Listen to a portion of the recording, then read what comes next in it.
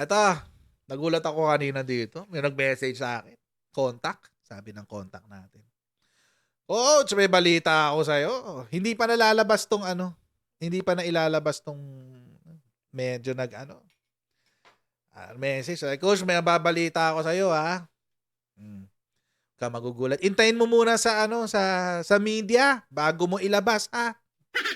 Ano? Pagkakasabi. Tapos nabasa ko to.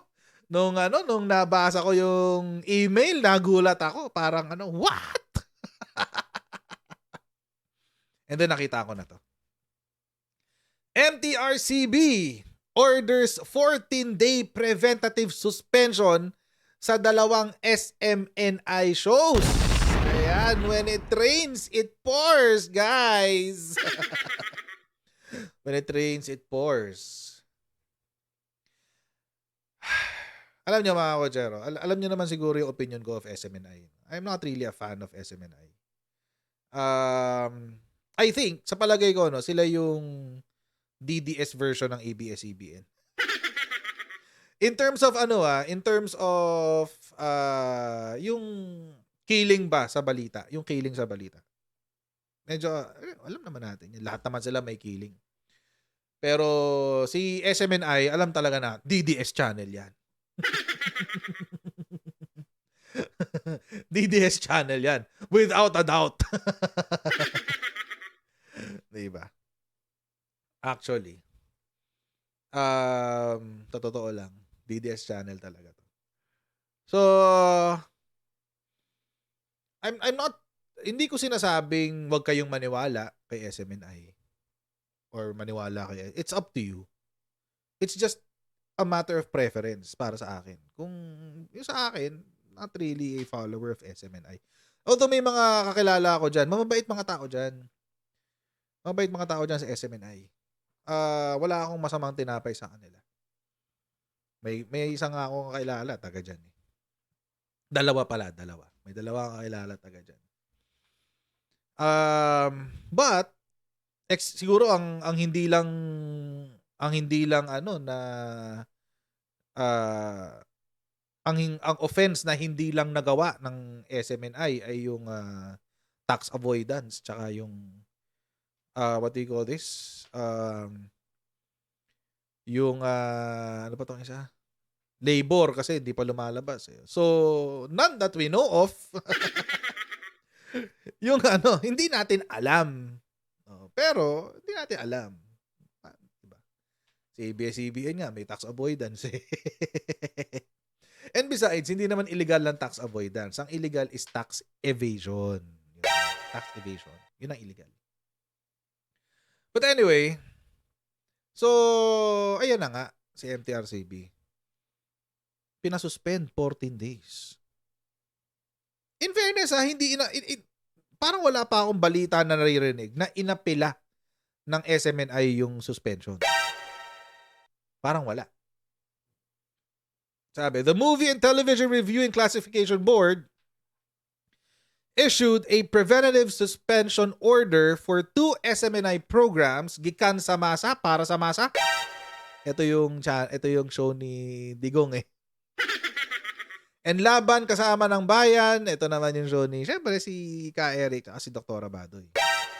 Effective December 18, 2023, this decision is a result of a thorough review and investigation into alleged violations related to content aired on this show.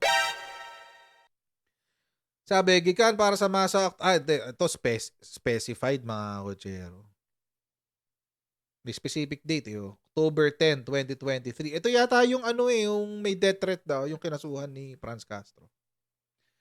The MTRCB received multiple complaints regarding an alleged death threat made by made by a guest on the October 10th, 2023 episode of Gikan sa Masa para sa Masa. After a preliminary conference on November 8, 2023, SMNI committed to pre-recording and reviewing episodes, having been warned by the board that similar incidents will be dealt with more sternly. So nakausap na pala sila. Nung November 8, 2023. At nangako ang SMNI na hindi na mauulit ito. At sinabi nila na simula po ngayon, ire-record na lang po namin yung mga episodes kay Digong. Kasi nga, dahil nga dun sa alleged death threat. And by the way, dinidinig na to sa Office of the Prosecutor ng QC. So, hintayin na lang natin yung desisyon ng prosecutor dyan. Hintayin na natin kung may nakita siyang probable cause o di pupunta yan dun sa sa korte at maglalabas ang korte ng warrant of arrest. Ganun lang naman kasimple yun. So, hintayin natin. Pero syempre, si Franz Castro, gagatasan ng gagatasan to. Yun. O, gikan sa masa November 15, dumalawa pa. Naulit pala kasi. On November 30, 2023, the board received a complaint about an alleged death threat and profane language. Ito yun eh. Ito yun, mga kotsero. Ito yun. Well, alam nyo mga kotsero, not to excuse Digong, pero si Digong, kilala naman talaga natin, palamura yan. Tsaka, mahilig talaga siya sa mga hyperbolic statements.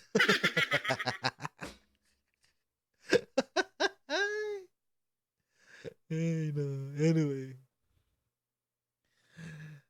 Subsequently, a notice was issued for SMNI to appear before the Hearing and Adjudication Committee on December 7, 2023, with the respondent represented by Counsel Attorney Mark Tolentino. So, nakadalawang patawag na pala si MTRCB sa kanila. Okay, next. LCAB. On November 30, 2023, the board received a complaint about unverified news broadcasted on LCAB related to the purported expenditure of 1.8 billion in travel funds by House Speaker Martin Romualdez. Ito na yung nasa hearing ng what do you call this, ng Kongreso.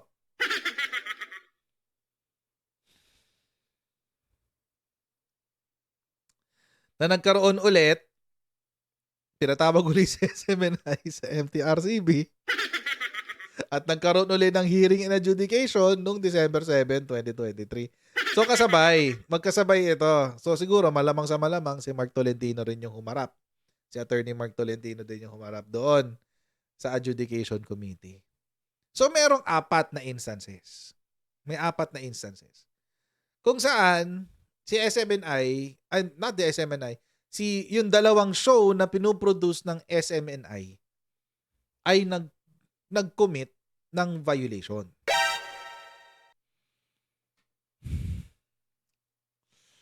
Yan tayo eh.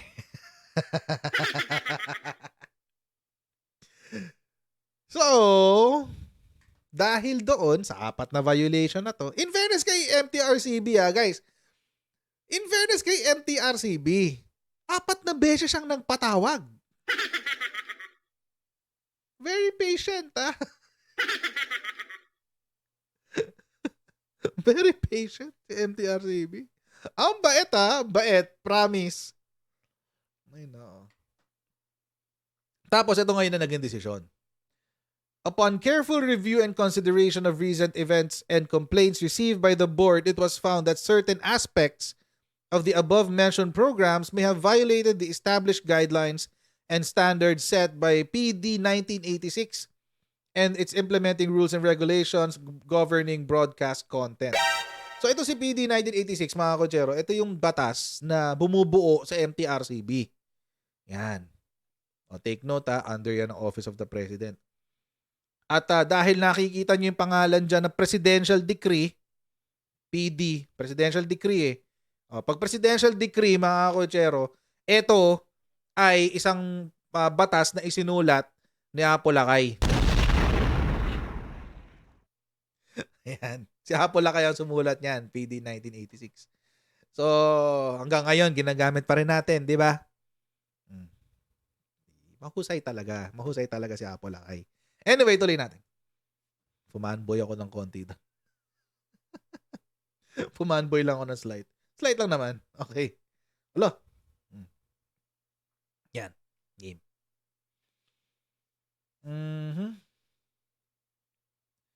Tapos, to prevent the possible repetition of these alleged infractions, which may pose a negative impact on public welfare, ethical considerations, and the overall reputation of the broadcasting industry, the board determined the need to preventatively suspend the subject program by virtue of Section 3, Chapter 13 of the IRR of PD number 1986. During the 13th December board meeting, so last week ito, a unanimous decision. Lahat to. Lahat pala. I forget lang, no? I forget kung ilan ang members ng Board of Trustees ng MTRCB. I think they are 15, if I'm not mistaken. Parang 15 yata. I forget. Basta marami sila. Parang 15 nga o 21 eh. Kasi merong yung chairman, tapos 20. So parang 21. Parang tiebreaker yung chairman. Pero it's either 50, I forget. Pasensya na po, hindi ako sigurado sa numero. Pero marami sila. Pero dito, mga kotsero, it's a unanimous decision. Lahat sila. Lahat. So, kung 15 sila, lahat silang 15. Kung 21 sila, lahat silang 21. Wala. Lahat.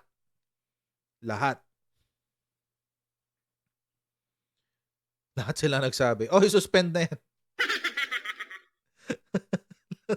Suspend nyo na yan, uy. Ganun. Grabe. Game.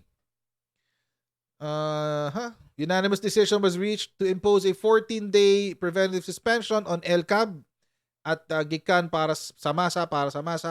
The decision aligns with the powers granted to MTRCB by Presidential Decree 1986, ensuring that television programs adhere to contemporary Filipino cultural values. Ito na yung legal basis. Ito yung importante dyan, yung legal basis eh. Kasi, pwede kasi na masuspend pero walang basihan. Ito yung importante lagi, may basihan. Lagi meron ang legal basis sa lahat ng desisyon. may basihan ka sa batas. Okay, ito sabi. The MTRCB cites Section 3C of Presidential Decree number 1986 empowering the board to approve or disapprove television programs that may be objectionable, including those undermining faith. Ay, oo nga. Pasok guys. Section 3C. Including those undermining faith in the government or authorities and being libelous or defamatory. Ayun ang legal basis nga naman nila. Yun ang legal basis nila. Section 3C. Ayun lang. Hindi raw dapat pahintulutan ng MTRCB na ang mga napapanood sa television. Television lang to television lang tsaka movies. Ay nagpapahiwatig ng pagpapawalang tiwala sa ating gobyerno at otoridad at pagiging libelous at mapanira. Okay. Okay. Tapos, moreover, Section 3, Chapter 13 of the IRR allows the chairman of the board to issue a preventative suspension order to prevent further violations or protect the interest of the welfare and the interest and welfare of the public. The decision supports the legal precedent set by Soriano versus Laguardia. Hindi ko pa nababasa itong decision na to. Mamaya basahin ko to. Where the Supreme Court affirmed the MTRCB's authority to issue preventive suspension as part of its regulatory and supervisory mandate. The MTRCB emphasizes that that said order preventive suspension is a proactive measure aimed at addressing concerns and ensuring compliance and established standards with which shall be in effect for 14 days, during which SMNI is expected to address and rectify the identified issues.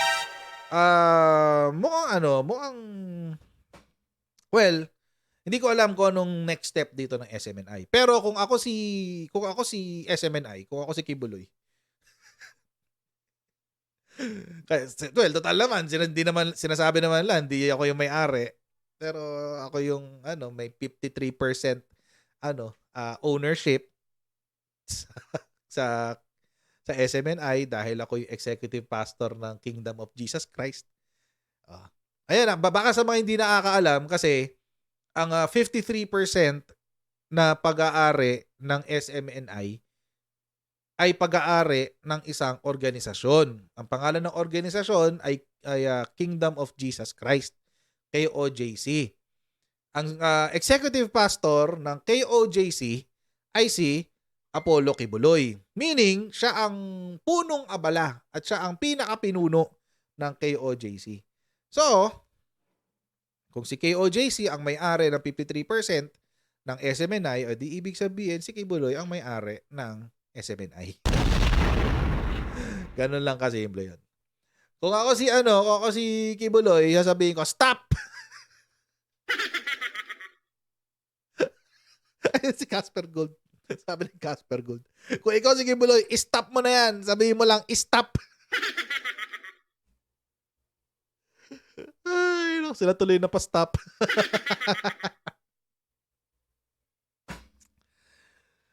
Ay, naka. Ang ending nito, si Elcab tsaka si Gikan, lalabas na lang sila sa YouTube, Facebook, and sa Rumble. Most probably. Ganun ang ending yan. Mawawalan lang sila sa ere. Mawawala sila sa ere ng 14 days. Which, by the way, 14 days, it means wala sila sa ere ng Pasko hanggang bagong taon. Kailan ba mag-o-open yung Kailan ba mag-o-open yung session ng Congress? Session break sila ngayon eh. Kaya pala wala masyadong balita. Ay, no. Okay, session break sila December.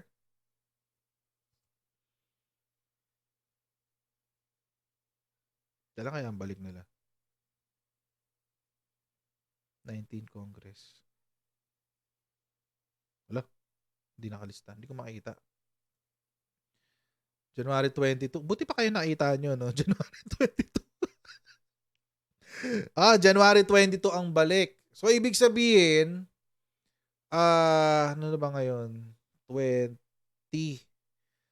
So, 14 days. Okay. Sakto lang. Pag umpisa ng ng session ng Congress, nakapasok na sila ulit. Nakabalik na uli sila sa sa tawag dito, sa ere. Pending magdesisyon ng NTC na isuspend yung franchise nila. Kapag nag-decide si NTC na isuspend yung prangkisa, yun, mas mahirap na. Mas mahirap yun. So, good luck. Good luck na lang. Ganun.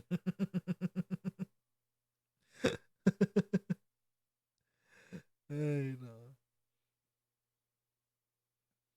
Does that also apply to every NDF interview in GMA about statements in undermining the government? I don't know. Hindi ko pa nga nakikita yung yung jurisprudence. So, I don't know. Sa online, mapapanood nyo pa rin sila online. Sa online. Pero yung TV, suspended ng 14 days. Yung sa TV. Pero sa online, meron. Alam niyo, nakakabwisit lang dito. Nakakabwisit sa nangyari na to. Well, kasi ito naman yung, isa-isahin natin. Sa akin, tulad ng sinabi ko kanina, kung merong violation, o di parusahan. It is the right thing to do. Diba? If you break the law, then you should be punished. Ganun lang kasimple yun. Ganun lang ang math para sa akin. 1 + 1 = 2. Gumawa ka ng mali, dapat kang parusahan. Ngayon, para saan yung due process? Para masiguro na may ginawa kang mali. Para maparusahan ka. Yun po ang purpose. Yun po ang dahilan kung ba't may due process. Binibigyan ka ng pagkakataon ipagtanggol yung sarili mo. At patunayan mo na wala kang maling ginawa. In this case, 4 na beses silang binigyan ng pagkakataon na baguhin ang kanilang sistema. 4 times. Kita niyo naman, binasa natin yung buong binasa natin yung buong dokumento. 4 na beses silang pinagbigyan si SMNI. Nakailang hearing sila. December 7 para sa 2 kaso. Isang November 8 tsaka isang November 8, isang December 7, isang December 7.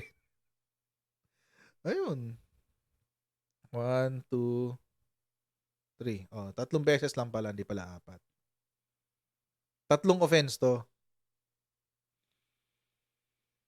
3 offense to. Ngayon, pwede nilang i-apela to sa sa tawag dito. Kay chairperson, kay Chair Lala ng MTRCB. Tapos kapag dinecline pa rin ng chairman, ng chairperson, pwede silang umapila sa Office of the President. Pag hindi pa rin sila nakalusot doon, pwede silang umapila sa Court of Appeals. Kapag hindi pa rin umubra doon, Supreme Court. See? So, yun ang ibig nating sabihin ng due process. Yung binibigyan ka ng pagkakataon, ipaglaban yung sarili mo sa mga posibleng maling desisyon. Actually, pag pwede pa nga silang let's say, dahil pa silang pwedeng gawin. But anyway, alam niyo lang yung pangit dito. Alam niyo nakakairita dito sa ginawa ng Hindi yung sa ginawa ng MTRCB nakakairita. Alam niyo nakakairita dito. Yung sinakyan ng komunista. Sinakyan eh. Tuwan-tuwa si Franz Castro. Finally daw. Ganyan-ganyan. Sana magtuloy-tuloy na. Tapos si NUJP. Si NUJP, National Union of Journalists something. Nakikiganyan, nakikisaw-saw. Kasi syempre, mga kotsero, we have to be honest. Nung ume-ere ang SMNI, talagang binabakbakan talaga nila mga komunista. Kaso nga lang, ang problema ito. Sana sa pagbakbak nila sa mga komunista, malinis din ang kanilang mga kamay. Para hindi sila nabubutasan. Tulad nito, nabutasan sila. So yun. But anyway.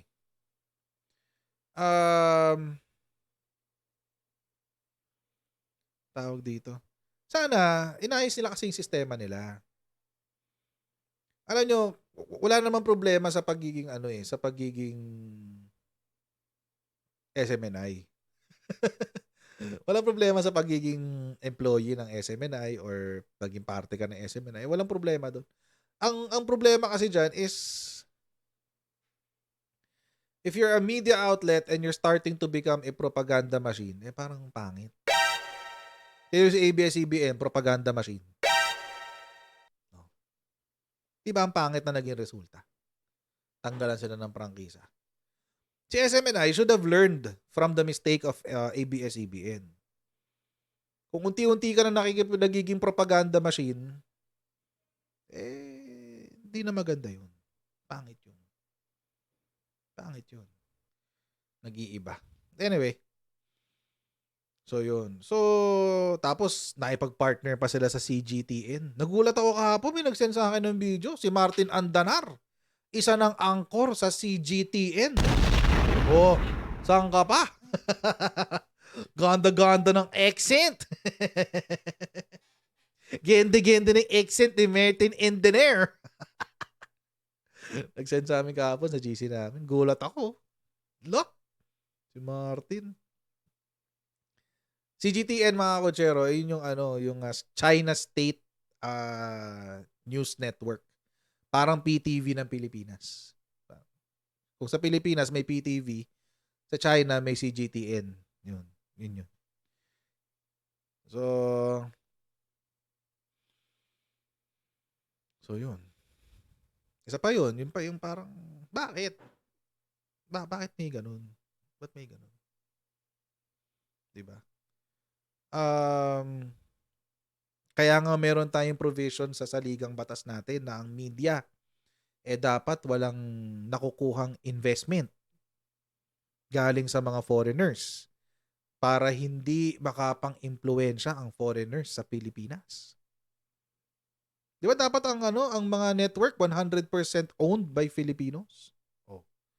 Tapos makikipag-partner, ang tawag nga nila collaborate, makikipag-collab ka sa Chinese State News Network. The same Chinese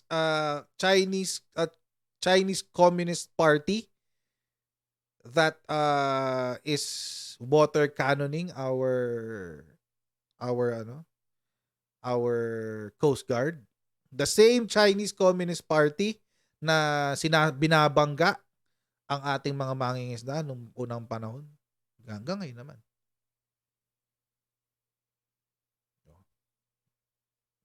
Tapos, magugulat ka, nandun si Martin Andanar, no? Swangit. So, mga kotsero, hanggang dito na po muna tayo for today. Huwag niyo po kalimutan again mag-subscribe sa Coach Jared YouTube channel and paki-follow tayo sa ating Facebook page para like kayo yung updated sa aking mga ganaps. And I'll see all of you in our next Coach Jared Live. Bye everyone. See you next time. Bye.